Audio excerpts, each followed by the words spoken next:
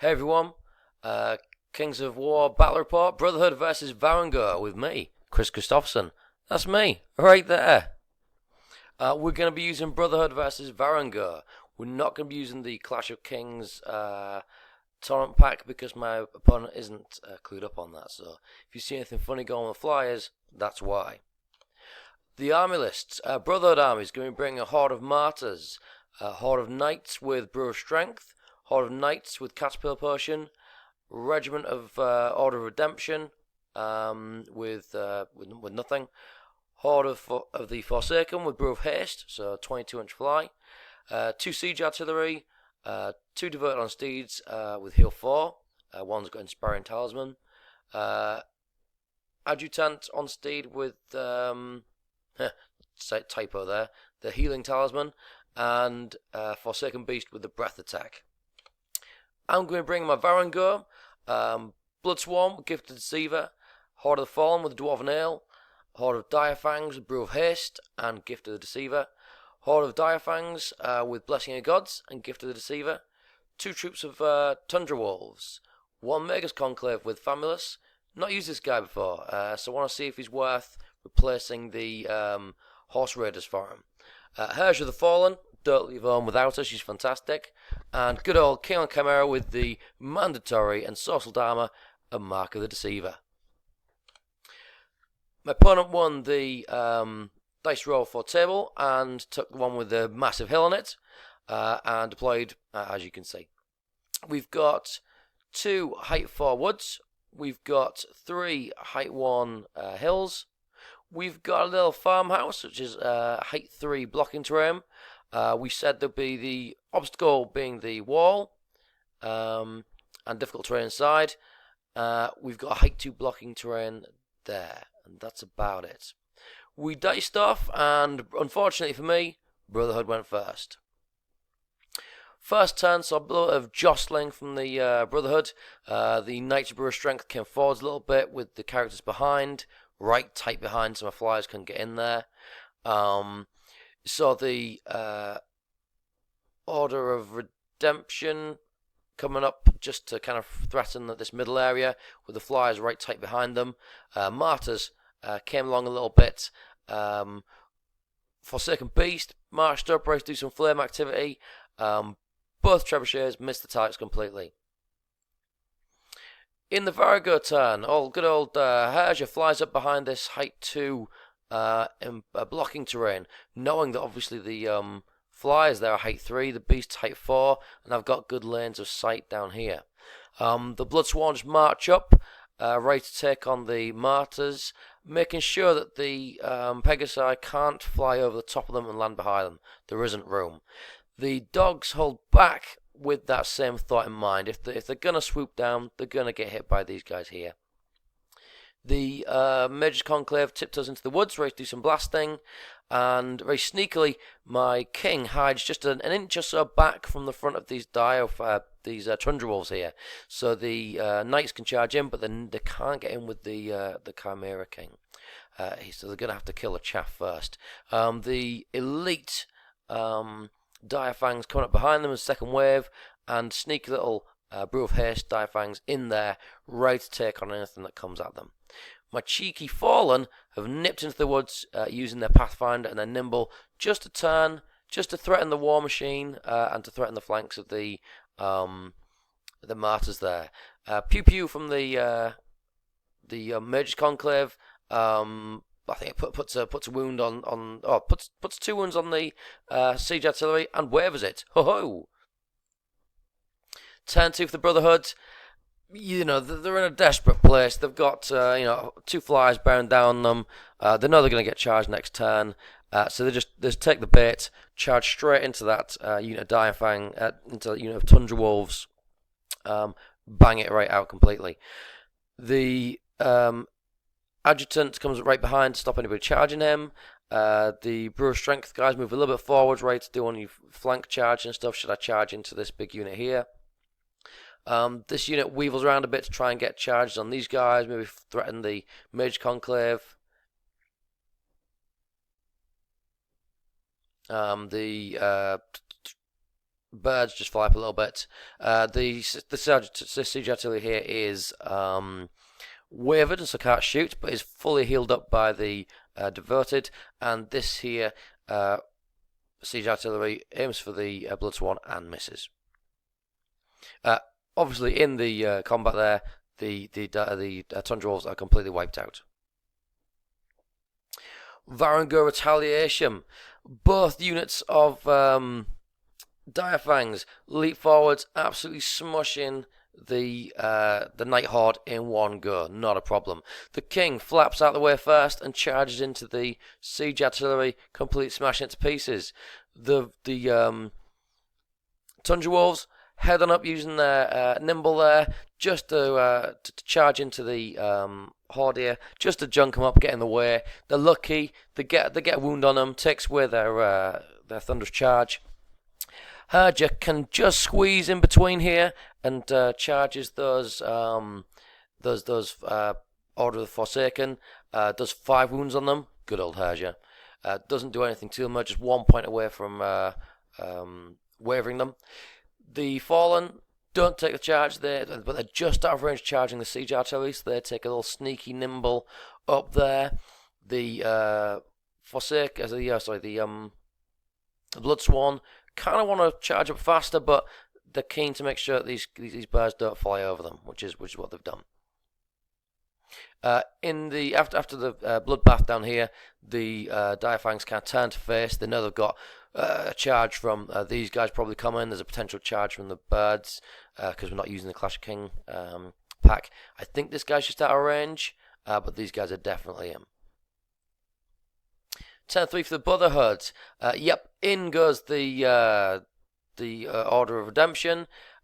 Decided that he wasn't going to double charge with the Pegasus Knights here, because obviously sharing frontage, these guys would push over. They'd get into the terrain here, have that hindered charge, lose all their thunderous charge bonuses and -1 to hit. These guys are already disordered, so they've lost their thunderous charge anyway. So decided better off just those guys smashing in there. The Forsaken Beast charge into the flank of the dogs. The Knights, nope, yep, and counter charges the Knights and the Forsaken Beast multi-charged the dogs. That's where they were. They got smooshed.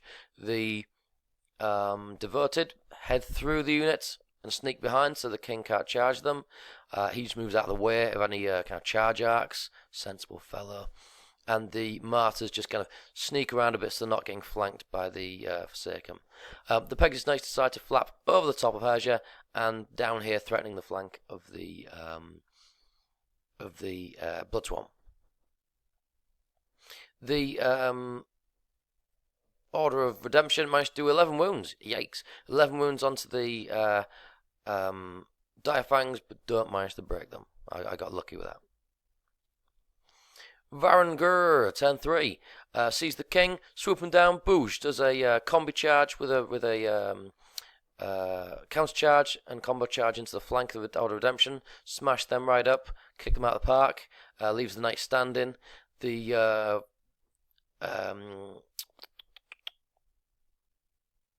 Forsaken? I can't remember what they're called. Fallen. The Fallen charged the siege artillery, smashed to pieces. Turn to face the flank. Herja says, "Get back here," and charges into the side of them there. Pegasus Knights doing another 4 wounds on them, but doesn't quite manage to break them again. Rubbish. Very, very lucky, because I'm a bit concerned about the Forsaken Beast here getting a charge on my King. If I hadn't managed to smush up those Knights, it would have been a flank charge. Mega bad. But my Mage's Conclave in the Wood does a few wounds on it, gets a lucky double 6, boom! Gets all junked up, so that guy will be doing nothing next turn. Brotherhood turn 4. The Mars have had enough of dallying around. They charge into the Fallen there, doing 3 or 4 wounds, nothing crazy. The Pegasus Knights, they know they're not going to get away. Herja's not going to let them. They counter-charge Herja, do a sneaky wound on her.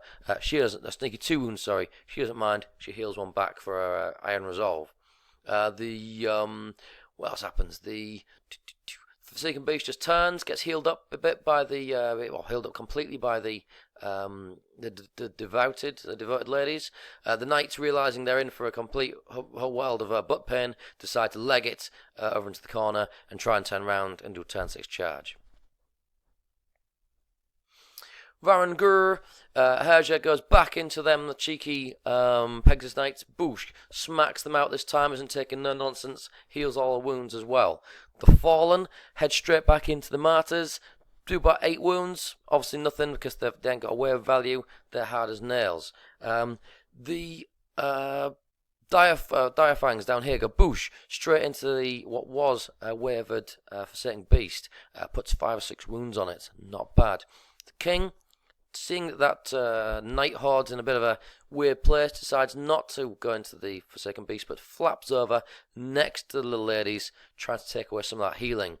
Puts 2 or 3 wounds on her with his breath attack, and wavers her, thankfully. The Bloodsworn come up a bit, making sure they're still within 3 inches of that objective, just ready to try and threaten some flanks or some rears if we need to. Turn 5, the Forsaken Beast charges back into the Direfangs. I don't think I've got the right slide, the right picture there. Completely bangs them out and destroys them quite convincingly. The Devotee lady turns backwards and moonwalks back 4 inches, gets healed up by a mate who gets out of the charge arc. The knights turn round. The Martyrs continue to hack away at the Fallen, but to no real avail. Varangur turn 5. Herja charges into the rear of the Martyrs. The Fallen go back in. Smoosh gets them completely mushed up. The Direfangs turn just to get some, to stay out of range of the Knights, but in the charge range of the Forsaken Beast. King does a little nimble hop to the side, gets out of the charge arc of the Knights. Breath weapons the Devotee. The Mage's Conclave again does some more wounds on the beast. Nothing crazy. Nothing much else happens this turn. Brotherhood turn 6. The Knights, they've got nothing they can really do. They could charge the Oath Swarm. They're not likely to kill. I'm not sure. They can charge the Blood Swarm. Not likely to kill them. No point getting an objective now. Just turns so that King doesn't get a flank charge on him. The Devotee heals up the beastie thing, who also charges into the Direfangs. Might as well. He hasn't got much to do. He could hold the objective, but I'm just going to charge him and kill him with something. And that's it for them. And turn 6 for the Varangur. King goes into the front. Herja in the back. Does a buttload of wounds, but not enough to shift that massive block.